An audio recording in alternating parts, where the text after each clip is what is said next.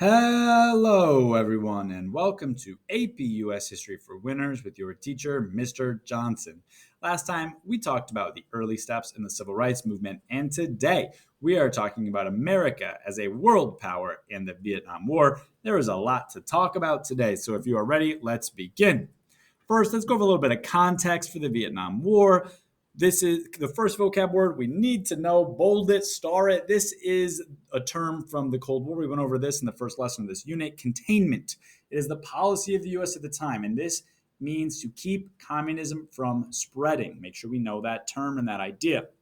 Now, context for Vietnam, we have this event called the Dien Bien Phu Falls, and this is 1954, and this is when France is going to withdraw from French Indochina, which is essentially Vietnam. So France had owned Vietnam as a colony during that time, and France withdraws.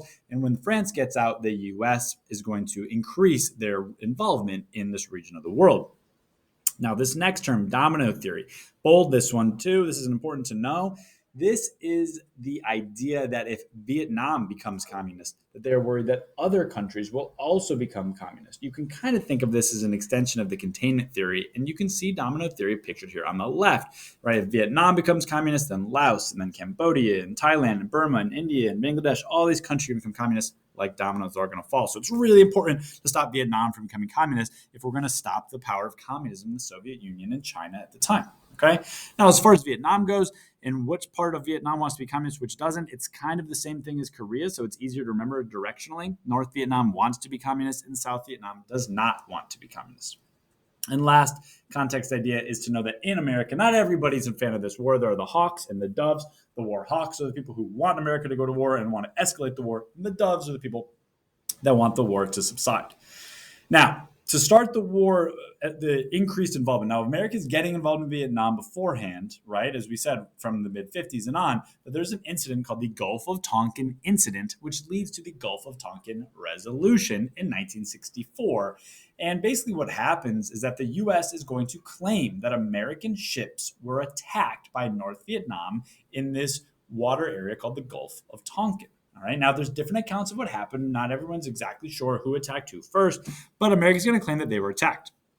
And so this attack is going to spur the Gulf of Tonkin Resolution, which is Congress passes this resolution, which allows the president at the time, which was Lyndon Johnson, LBJ, to basically do anything necessary to prevent future attacks. And the impact of this resolution is very important because essentially, it, like we see in the bottom left, it's a blank check to LBJ. It allows the president to have an immense amount of power, and we're going to see Johnson escalate the U.S. involvement in Vietnam. So this whole idea of the Gulf of Tonkin Resolution is very important to know because this is what starts the U.S. getting involved more heavily in Vietnam, and the idea that it's increasing the power of the president are some main ideas. All right, let's go over some key events during the Vietnam War.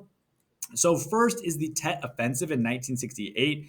And just so you can see pictured here on the top left, you can see this map of Vietnam. So Vietnam's in Southeast Asia. It is south of China. It is on the coast. And so you can see where the Gulf of Tonkin is in the northern part of Vietnam. And, American troops would be in the south, and the communist troops supported by China and by the Soviet Union would be in the north. Now, the Tet Offensive is in 1968 when North Vietnam launches a surprise attack on Vietnamese New Year that pushes into where the American troops were in South Vietnam, and it's very successful. And as this starts to become successful, people inside the United States, their opinion of the war starts to decrease, and we start to see more protests about this war. And then we're going to get an incident, a very important incident. We should know the name of this one. So bold the name of this one, called the My Lai Massacre in 1968. And what happens, I'll tell you a little story here. So the United States soldiers hear that a village, the My Lai village, was sheltering Viet Cong. And the Viet Cong are the name for the communist soldiers in North Vietnam. And so the U.S. soldiers move in, and when they move into this village, they find out that the village only has women, children, and old men. There are no Vietnamese soldiers. There's no communist soldiers here. Now, there's a lieutenant, William Cawley, and he orders the U.S. soldiers to kill the civilians anyway. And there's a quote I'm going to read to you from somebody who witnessed this. So, mothers who were shielding their children were shot, and when their children tried to run away, they too were slaughtered. Huts were set on fire, and anyone inside who tried to escape was gunned down. So this is a pretty dramatic event. This results in about 500 Vietnamese civilians, not soldiers, civilians being killed. And the massacre only stops when a U.S. pilot named Hugh Thompson lands a helicopter basically down right in the middle of the attack. Okay, and this massacre is going to get covered up by the U.S. media and by the military for a year. Eventually, Lieutenant William Cawley is given a life sentence for his role in this, but he only actually serves 3 years of that sentence. But the main idea, you don't need to memorize every part of that story, but I told it to you so it would stick with you so you would kind of remember how dramatic and traumatic this incident was and the cover up that occurred for it for a year. And when this news breaks, the U.S. public is going to be very distrustful of the U.S. military, and it's going to cause public opinion to shift against the Vietnam War. Continuing on in 1970, as you can see, one of the countries neighboring Vietnam is Cambodia. And one of the issues that America was having is that because the war was just in Vietnam, a lot of the Vietnamese, the Viet Cong, the communist soldiers, would move into Cambodia and hide out. So the U.S. wasn't allowed to attack there because it wasn't in Vietnam.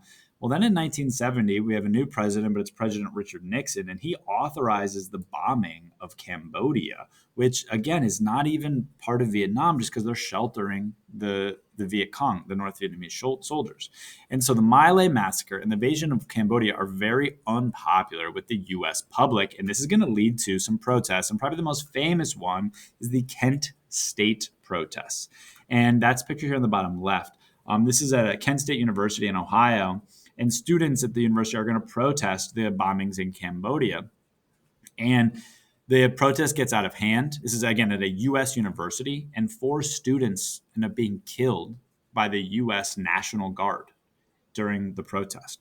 So I want you to see how divisive this war is and how we start to see the U.S. lose their control over Vietnam, but also their control over American opinions of this war. Okay, so this war goes on for a very long time, and it's not very popular with the American public the longer it goes on. All right. Now, we are going to get when Nixon, who was the president after LBJ, he comes up with this idea called Vietnamization, okay? And it's an important idea to understand, and Nixon's plan is really important. And Vietnamization is the plan to gradually start to withdraw the U.S. troops to Vietnam and replace those with trained South Vietnamese troops. So Nixon is realizing how unpopular this war is. This war goes on for a long time through LBJ's presidency, through JFK's presidency, and Nixon wants to withdraw the troops. Nixon campaigns to become president on this idea of peace with honor, right? To try to find a way out for America. Because this war has been going on for by this time, by almost 10, 15 years, okay? So one law that comes in during Nixon's presidency is called the War Powers Act. And I would make sure I bold this one and I know the name of this law. This gets passed in 1973 and it overturns the Gulf of Tonkin resolution. So it limits the power of the president to be involved in wars. And one specific thing it does is it says that the president must involve Congress before any actions in war are taken. So this is, again, an attempt to limit the power of the president, okay? So this slide is just about domestic opposition. There's not much here, but I do want you to just realize that the Vietnam War is much different than the Korean War. Now, they're about the same issues of communism, capitalism, and in Korea, we know it ends in a stalemate, and there's one part that's communist, one part that's not.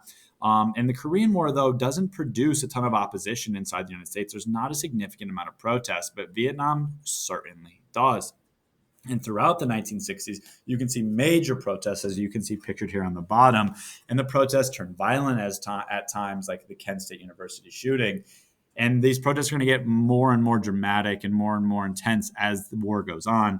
And the people inside the United States, they're also, they not only protesting the war, but they're protesting against the actions of soldiers. There's a lot of negativity towards soldiers themselves, even if they were drafted to fight in the war. So this is a huge mark on the U.S. culture during the time period. And it really causes us versus them mentality within the United States. Now, the effects of this war, well, first of all, as far as the war goes, Vietnam does become communist, okay? So America, they pull out of this war under Nixon, but America essentially, their aims are not met in this war, okay? Now, during LBJ's presidency, one of the effects is that all that money because of the Gulf of Tonkin resolution that could have been spent on helping out American people in domestic programs is going to go to Vietnam instead. LBJ Johnson actually does not run for president again in 1968, even though he could have. Okay, so he doesn't even run again, which opens the door for Richard Nixon to win. This causes high inflation on the economy because of all the spending that goes into the war. And it also causes people to have a big distrust of the government because of the cover-ups of the My Lai massacre, right? Because of how long the war is going on, because of the fact that people are against the war. And again, this is a war that, besides the Gulf of Tonkin incident, it's not like anyone's invading America. This is a country trying to become a different government. Because of the Cold War, though, and the competition with the Soviet Union and containment and domino theory, it seemed so important to stop Vietnam from becoming communist. But obviously, not everyone inside of America agreed with it. Okay, so those are some of the effects of the Vietnam War. Now, we got to take a step back and think about what is America's role in foreign policy in international affairs. And America is really going to start to become a world power. And you can see where America is very far away from being isolationist now, right? America is now taking an active role in countries all over the world and trying to help decide what those countries are going to look like and shape to be.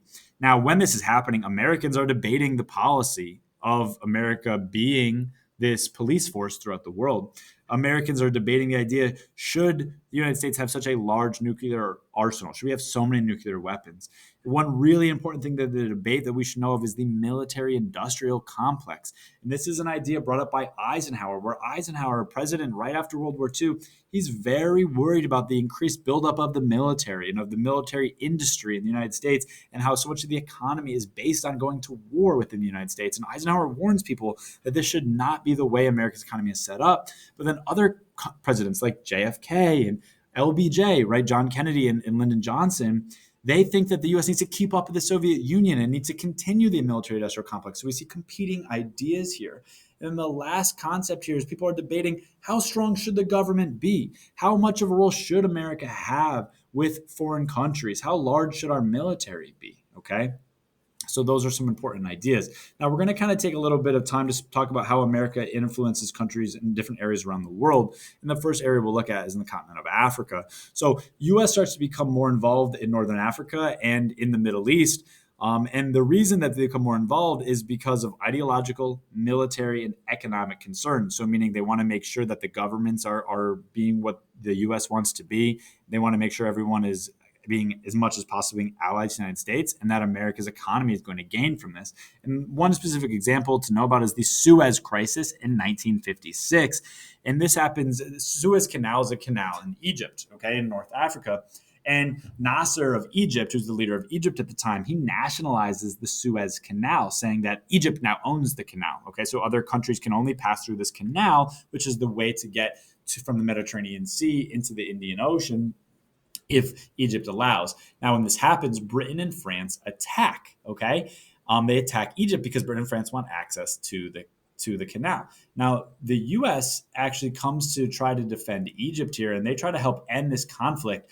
And you would think maybe the U.S. would help Britain and France out, but the U.S. comes to try to end the conflict because they did not want the Soviets to get involved. And so again, we see this huge competition with the Soviet Union. So America's trying to be the peace player here, but also they're trying to hope that Egypt will then help them have access to this Suez Canal.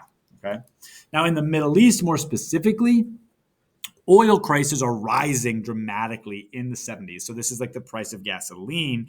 And we're going to start to see, because of the oil crisis, presidents are going to try to create a national energy policy. And this especially happens even after President Nixon through President Jimmy Carter. Okay.